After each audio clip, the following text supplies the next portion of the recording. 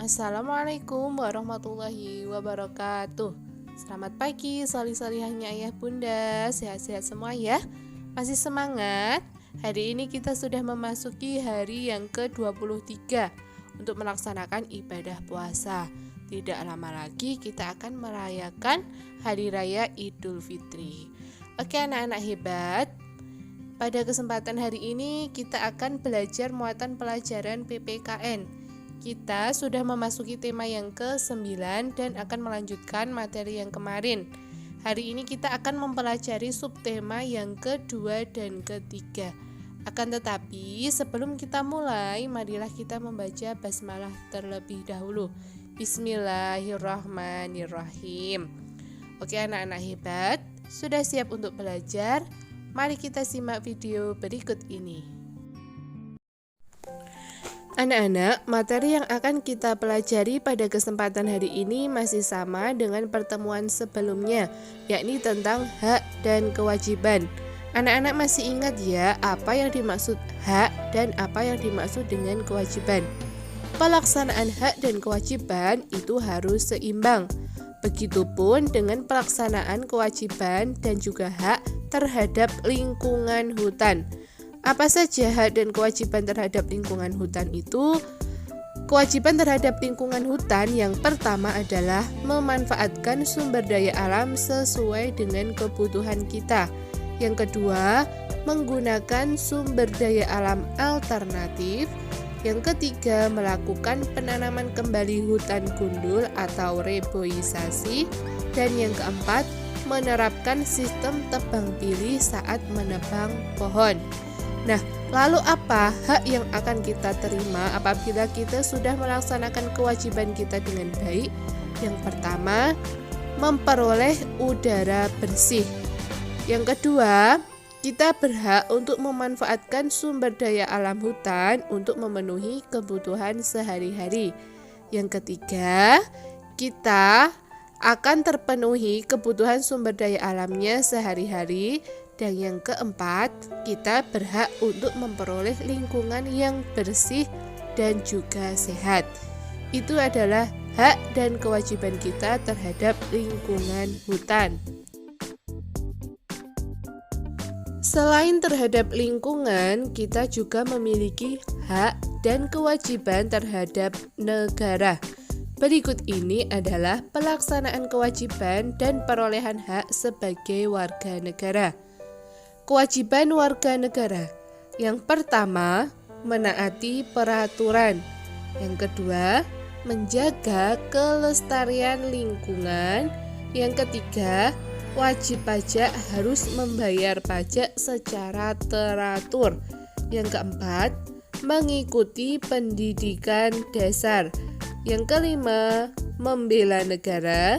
Dan yang terakhir, menjaga nama baik negara. Itu adalah kewajiban kita sebagai warga negara. Kemudian, hak yang akan kita peroleh apabila kita sudah melaksanakan kewajiban dengan baik adalah menikmati persamaan kedudukan dan kepastian di depan hukum dan juga pemerintahan. Jadi kita berhak untuk memperoleh persamaan kedudukan di depan hukum dan pemerintahan. Yang kedua, kita berhak untuk menikmati hidup layak dengan terpenuhinya semua kebutuhan hidup dengan baik. Yang ketiga, kita berhak untuk mengeluarkan pendapat saat musyawarah. Yang keempat, kita berhak untuk mendapatkan kebebasan dalam memeluk agama dan melaksanakan ibadah sesuai dengan kepercayaan kita masing-masing. Yang kelima, kita berhak untuk mendapatkan pendidikan yang layak. Dan yang terakhir, kita berhak untuk memanfaatkan sumber daya alam. Anak-anak, seperti yang kita ketahui bersama bahwa Indonesia ini memiliki sumber daya alam yang sangat melimpah. Nah, sumber daya alam tersebut banyak dimanfaatkan sebagai sumber energi seperti tumbuhan, kemudian minyak bumi, gas alam, batu bara, kemudian sumber daya alam laut, dan sebagainya. Nah, sumber daya alam tersebut perlu dimanfaatkan dengan bijak agar masyarakat dapat sejahtera dan menikmatinya secara terus-menerus. Untuk mewujudkannya, kita perlu mengetahui dan menjalankan hak serta kewajiban terhadap sumber daya alam tersebut dengan seimbang. Nah, berikut ini adalah hak dan kewajiban kita terhadap sumber daya alam secara umum. Yang pertama akan kita bahas adalah hak terlebih dahulu. Kita berhak untuk memanfaatkan hasil pertanian sebagai bahan makanan. Yang kedua, kita berhak untuk menikmati keindahan sumber daya alam. Yang ketiga, kita berhak untuk memanfaatkan bahan bakar minyak. Yang keempat, kita berhak untuk memanfaatkan air untuk keperluan minum, mencuci, dan juga mandi. Dan yang terakhir, kita berhak untuk memanfaatkan kayu sebagai bahan bangunan, kemudian bahan baku pembuatan mebel, serta bahan baku pembuatan buku dan juga pensil. Nah, selanjutnya adalah kewajiban yang harus kita laksanakan terhadap sumber daya alam yang ada di Indonesia ini. Yang pertama, membudidayakan tanaman pertanian dengan baik. Yang kedua, menjaga kelestarian sumber daya alam. Yang ketiga, menghemat penggunaan bahan bakar minyak. Yang keempat, menjaga sumber-sumber air dari pencemaran limbah dan juga sampah.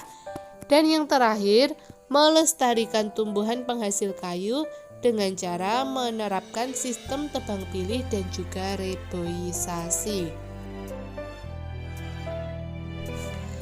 Anak-anak, agar keberadaan sumber daya alam itu tidak habis atau tetap lestari, maka masyarakat dan juga pemerintah perlu bekerja sama dalam melaksanakan kewajiban menjaga kelestarian sumber daya alam. Apa saja bentuk kerjasama dalam melaksanakan kewajiban menjaga kelestarian sumber daya alam itu? Yang pertama adalah melaksanakan kerja bakti membersihkan lingkungan rumah. Yang kedua, melakukan kegiatan reboisasi hutan. Yang ketiga, melakukan pengelolaan sampah dengan baik dan juga benar. Yang keempat, menyediakan tempat sampah di beberapa titik lokasi penting yang sering dilalui masyarakat seperti taman. Dan yang terakhir, pemerintah daerah berpartisipasi dalam membersihkan sungai dari sampah seperti menyediakan alat-alat pengeruk.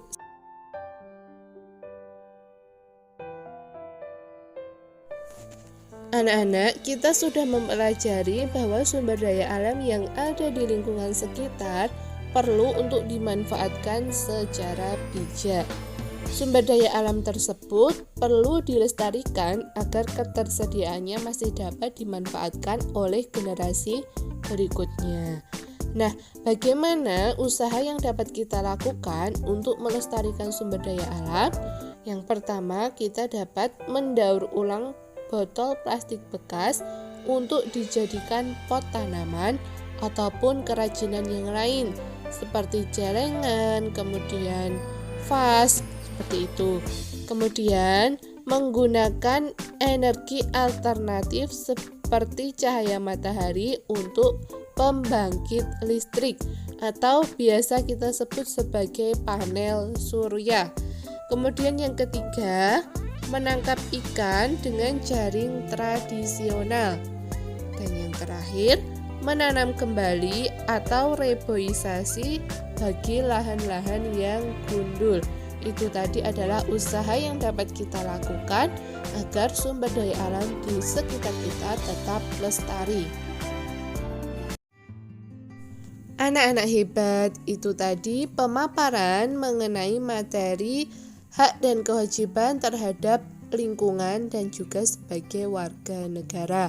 Semoga anak-anak dapat menerapkan hak dan kewajiban secara seimbang dalam kehidupan sehari-hari. Semoga bermanfaat, sukses untuk kalian, tetap semangat ibadahnya dan juga belajarnya. Bu Guru akhiri, wassalamualaikum warahmatullahi wabarakatuh.